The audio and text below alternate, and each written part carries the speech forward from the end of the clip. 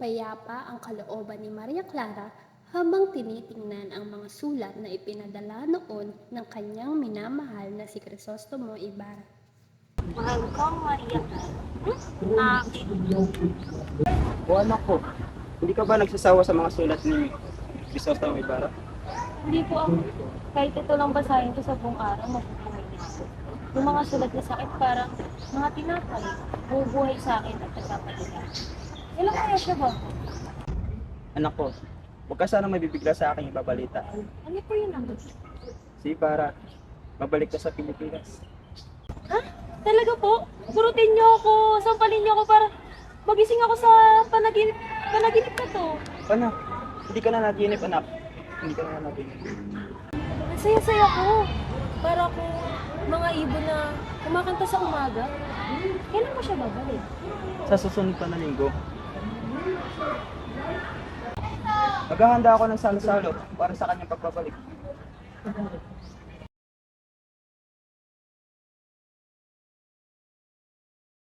O anak ko, huwag ka namang malulungkot. Po ama, nagagalak lamang po ako. 7 taon nga po ako naghintay sa kanya. Ano ba naman po yung itong araw na lang? Masaya po talaga ako, ama. Masayang masaya. Masaya din ako para sa iyo, anak. Sa isang handaan na inihanda ni Kapitan Tiago para kay Ibarra, Mangmang talaga mga inyo at pinatunayan niyo ng aking mga alipin. Padre Damason, nasa bahay tayo ng isang Indio. Ba ano naman ngayon? Totoo naman na mangmang talagang mga Indio. darating sina Kapitan Tiago at Crisostomo Ibarra. Magandang gabi sa inyong lahat. Kinagagalak kong ipakilala sa inyong lahat ang anak ng yumaong kaibigan, si Crisostomo Ibarra. Magandang gabi sa inyo.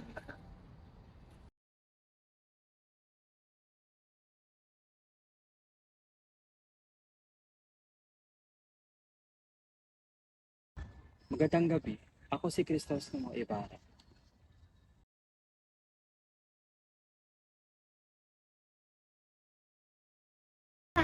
Di naman tayong pagtaas sa mga tistisa. Hindi naman ako bulag. Sa katunayan, malinaw ang aking mata. Nagmamasalan ko lang ang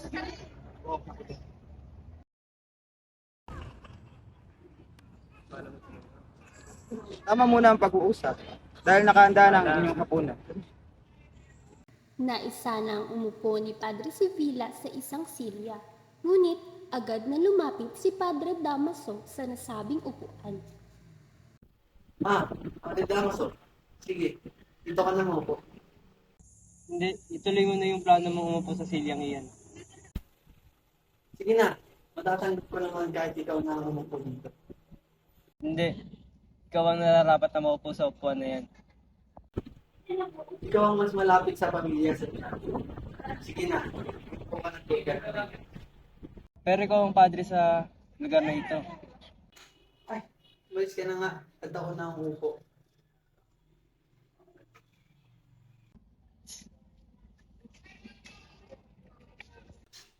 Kailan ka ba pumunta sa Europa? 7 taon pong nakakaraan. Nakalimutan mo na siguro ang tungkol sa ating bansa. Sa totoo lang, lagi kong iniisip ang Pilipinas. Ako yata ang nakalimutan na bansang ito. Ilaw ng buwan kong hindi nakapagtanggap ng balita. Hindi ko tuloy alam kung paano namatay ang aking ama. Pinakamagandang lugar ang nabisita mo. Pinag-aralan ko ang bawat bansa at nalaman kong may pagkapareho ang tema ng kabuhayan. Politiko at relihiyon nang nalaman ko ang kalayaan o ang pagkaalipin ng isang bansa ang nagdidikta ng kasaganahan at paghikahos na nito. Iyan lang ba nalaman mo? Sinayang mo lang yung pera sa pagpunta sa walang kwentang lugar na yan. Kahit mga bata tanong mo, alam yan. Mauna muna ako, kaharating ko lang kanina at mga bagay pa akong kailangang asikaso. Nakita niyo ba yun? Nakita niyo ba yun? Ganyang kabastusan ng pag-aaralan niya pag pumunta kayo sa Europa. Kung hawak ko lang ang gobyerno, pagbabawal ko ang pagpunta doon. Sa araw na sumunod, nagtagpo si Ibarra at si Maria Clara. Ito ang kanilang unang pagkikita mula nang siya'y magbalik sa Pilipinas.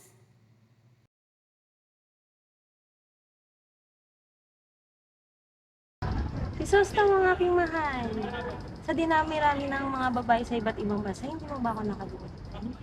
Nakalimutan pa kita. Wala akong kapangyarihan na ikay hindi nasipin. Tingin ko ang poetic incarnation ng aking bansa ay walang iba. Hindi. Lagi din kitang iniisip. Naalala mo pa ba nung nilagyan kita ng koronang bulaklak sa ulo mo? Tinanggal yun ng iyong ina, tapos ginawa niyang gogo. Natawa ako nun kaya nagalit ka sa akin. Naalala mo pa nun, bago ka umalis, nilagyan kita ng koronang daon sa iyong ulo. Natuwa ka nun, tapos nagpasalamat. Kaya ayun, nagbati na tayo. May papakita ko sa'yo. Ito yung mga tuyong dahon pero mabango pa rin. Hala, naitago mo pa pala yan? Siguro nga napaka-importante ko sa'yo. Naaalala mo pa yung binigay mo sa aking liham bago ka umalis? Nakasaad nga doon, naalala ko pa. Mahal kong Maria Clara. Ipagpaumanhin mo pero kailangan ko nang umalis. Nabuburyo ka na ba sa akin? Pasensya ka na mahal ko dahil sa iyo, nakakalimutan ko ang aking mga tungkulin. Kailangan kong puntahan ang tungkod ng aking ama. Ito, bulaklak mahal ko. Bigay mo to sa puntod ng ito. Mag-ingat. Mag-ingat ako para sa iyo.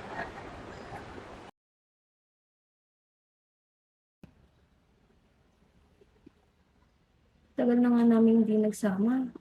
Tapos, itong pagsasama namin, hindi man na umabot ang 7 minuto.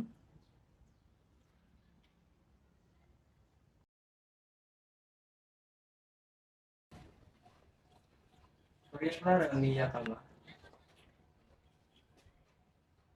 Hindi po pati Thomas. Padre Damas, nandito ka pala. Oo, Santiago. Kailangan natin mag-usap sa loob ng iyong opisina. Sige. Sa libingan ng San Diego,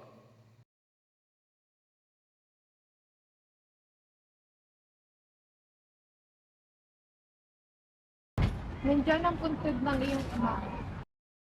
Tandang may palatandaan ito ng Diyos. Naalala ko dito iyon, pero nasira na ang lupa. Nasaan ang iyong puntod na may markang krus na katulad ito? Yung karas na sinuot ko. Sulok, bakit? Dahil inutos yan ng padre. May papakita mo sa amin siguro ang tungkol. Dala na doon ng baktay.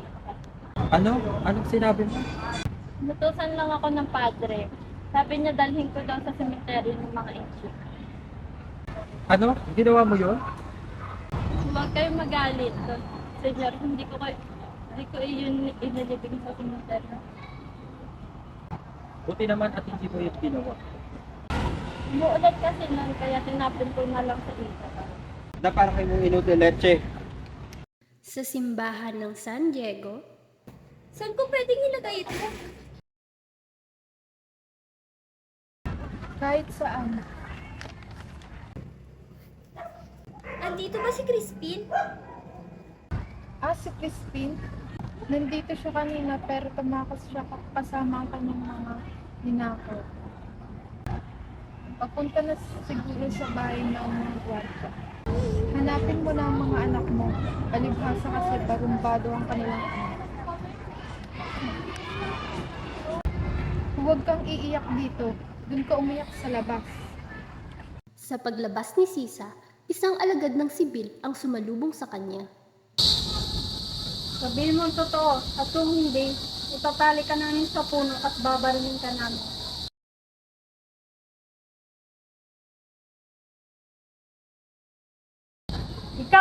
Ikaw ang ina ng mga magnanakaw. Ina ng mga magnanakaw?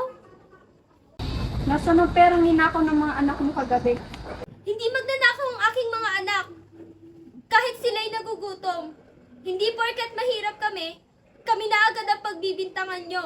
Hindi lahat ng mahirap magnanakaw. Sumama ka sa amin. Bitawan niyo ako. Nakawala si Sisa sa mga gwardya sibil at dagliang nagtungo sa kanyang tahanan. Crispin! Basilio! Asan kayo? Crispin! Basilio!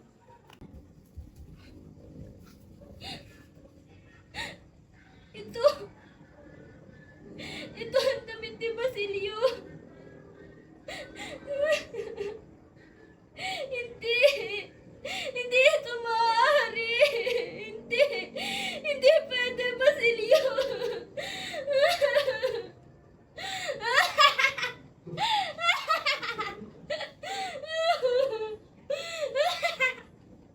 Sa isang pananghalian, May itatawag niyo bang trabaho ang pagsasermon? May oo naman. Paano mo naman nasabi? Well, hindi ko pa napapansin. May sumisigaw at nagdadabog si Padre Trapaso.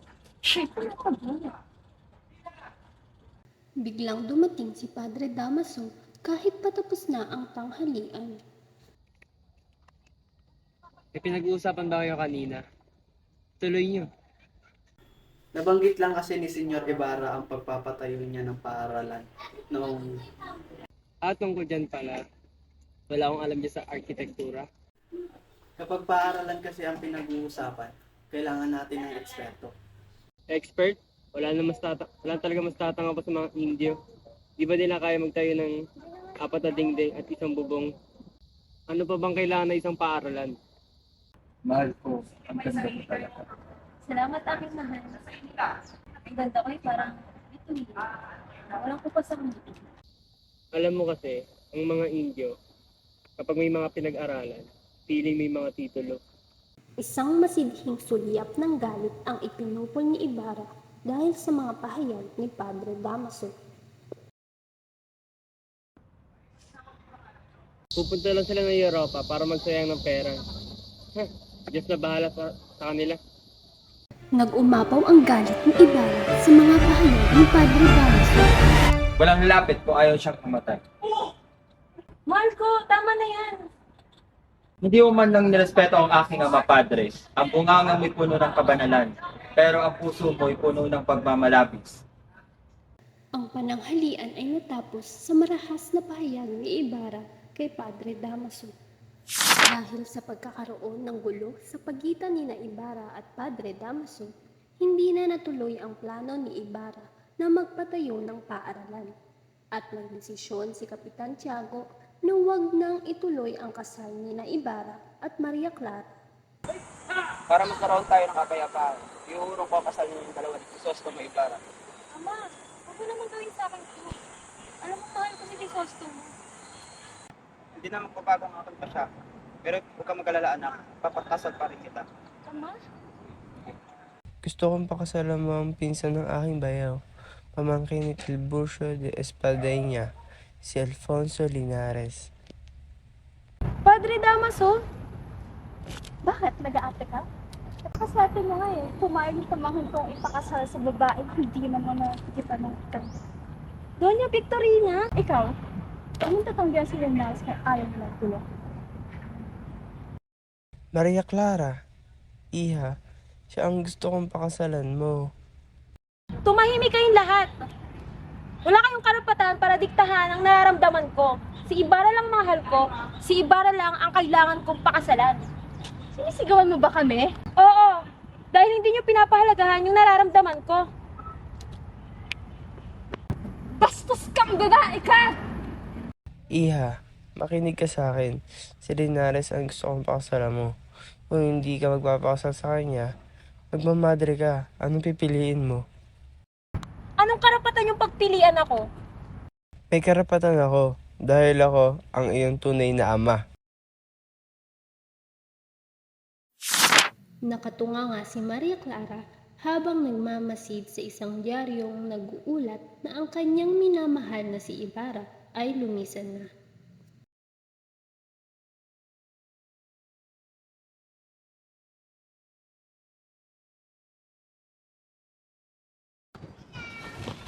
Iya, nagulat ba kita? Di mo ba inaasahan na nadalaw ako sa kasal mo? Bakit Maria, malamig ang kamay mo? Bakit anak? Dahil ba to kay Linares? Dito tungkol kay Linares. Mahal mo pa ba ako? Anak, Kung mahal mo ako, protekta mo ang aking ama. Pilitin mo siya na iwag ako ikasal kay Linares. Basta hanggat nabubuhay siya, kaya ko magpakasakit at magpakahirap. Pero ngayong patay na siya, mas pipiliin ko na lang maging madre o magpatikwakal na lang. Kesa naman, mabuhay ako kasama yung taong hindi ko naman mahal.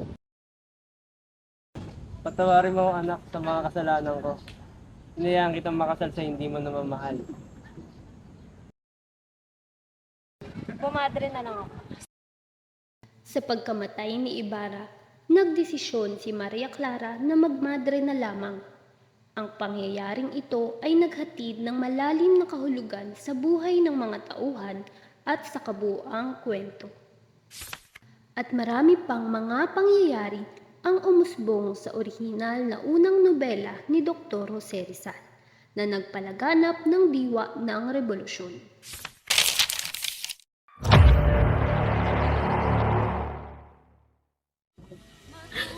Nagkamali.